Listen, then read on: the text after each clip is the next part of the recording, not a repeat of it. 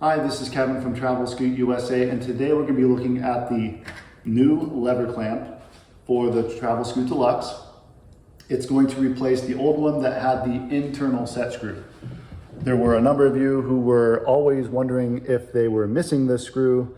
Most of the time you weren't, but that was because you really couldn't see it very well. Now it is an external screw. So on our website, you'll see that when you purchase a new steering lever clamp, it will also come with this link tube.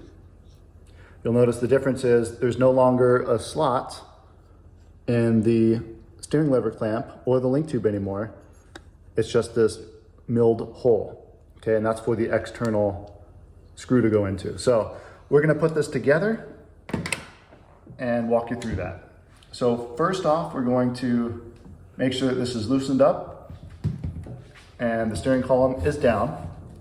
We're then going to take the smallest Allen wrench in our tool set, loosen that up, and then take the 5mm Allen wrench and loosen the alignment clamp down below. It's that horseshoe looking clamp.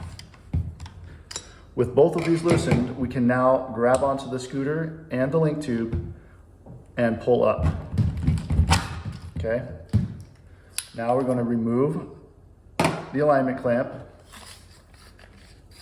get rid of the old link tube and the old steering lever clamp, and set that down, set the handlebars down, because what we're going to do first is we're going to align the lever clamp up with the hole for the set screw, because this is it can be difficult if you're trying to do it with everything installed. All right, so you'll see from this angle that you can line this up. So you should be able to see the set screw in the hole. And you can see that right now it's not aligned yet. I need to bring it down a little bit. So I'm gonna bring that down. All right.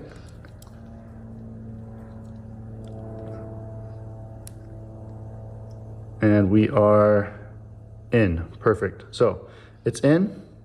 Now we're gonna go ahead, put this over the T-bar, grab the alignment clamp, and put it back in. We wanna make sure that the slot in the alignment clamp aligns with the slot in the link tube, and that the hole, most people will probably have the front wheel already in here, but just in case you don't, make sure that the hole is also facing forward. We can also adjust this later on down the road, as we normally would. I'm gonna tighten this up.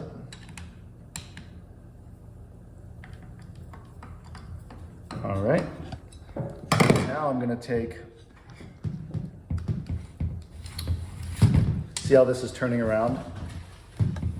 That is because the set screw is what keeps it straight.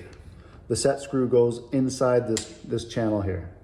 So let me grab my Allen wrench and we will go ahead and install it completely.